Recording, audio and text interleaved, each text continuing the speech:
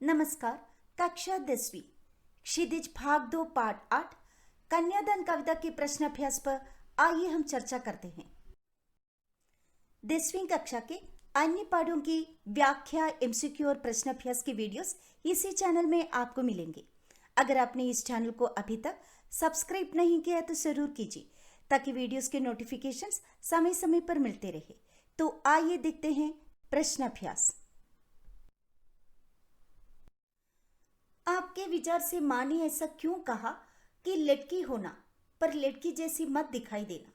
उत्तर, माँ अपनी बेटी को अबला व कमजोर नारी की जगह सशक्त और मजबूत बनाना चाहती है ताकि वह अपने अधिकारों के प्रति जागरूक हो और हर विपरीत परिस्थिति का दृढ़ता से सामना कर सके। इसीलिए माँ अपनी बेटी से कहती है कि नारी सुलभ गुणों को बनाए रखना, लेकिन इन गुणों को कभी अपनी कमजोरी मत बनने देना।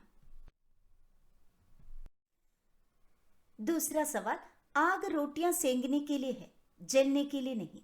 इन पंक्तियों में समाज में स्त्री की किस स्थिति की ओर संकेत किया गया है? उत्तर, कवि ने अपनी इन पंक्तियों में महिलाओं के साथ होने वाली हिंसा, अत्याचार और शोषण की ओर इशारा किया है। माँ अपनी बेटी को सलाह देती है कि अत्याचारों के विरुद्ध आवाज उठाना, लेकिन उनसे दुखी होकर आत्महत्या मत करना। दहेज प्रथा जैसी कुप्रथा के कारण कई लोग बहुओं को आग के हवाले करने में भी नहीं हिचकते हैं। अगला सवाल, मां ने बेटी को सचेत करना क्यों जरूरी समझा? उत्तर, बेटी अभी भोली, नादान और नासमझ है। विवाह के पश्चात महिलाओं के जीवन में आने वाली जिम्मेदारियों, संघर्षों व विकट परिस्थितियों से वो बिल्कुल अनजान है।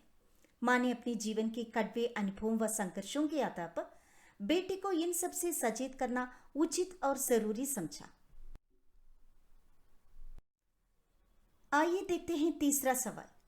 पाठिका थी वो धुंधले प्रकाश की, कुछ तुक्कों और कुछ लयबद्ध पंक्तियों की।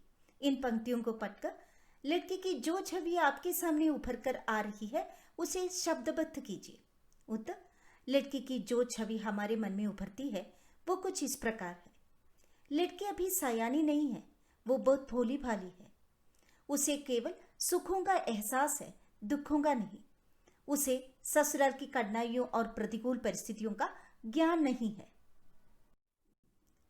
चौथा सवाल, मां को अपनी बेटी अंतिम पूंजी क्यों लग रही थी? उत्तर, बेटी मां के सबसे निकट होती है। मां अपने सारे सुख दुख अपनी बेटी के साथ बांटती है। वो उसे एक पूंजी की तरह पालती है और संस्कार देती है।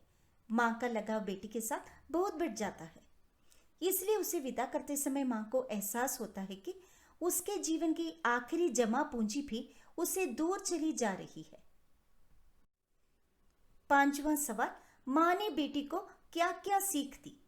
उत्तर, मां ने अपनी बेटी को विदा करते समय निम्नलिखित सीख दी।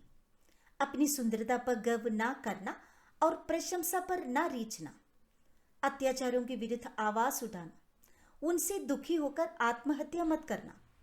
वस्त्र और आभूषणों के मोह में फंसकर इनके बंधन में न बंध जाना। नारी सुलभ गुण बनाए रखना, पर इन गुणों को कभी अपनी कमजोरी मत बनने देना। अगला सवाल, आपकी दृष्टि में कन्या के साथ दान की बात करना कहां तक उचित है? उत्तर, कन्या के साथ दान शब्द का प्रयोग करना बिल्कुल भी उचित नहीं है।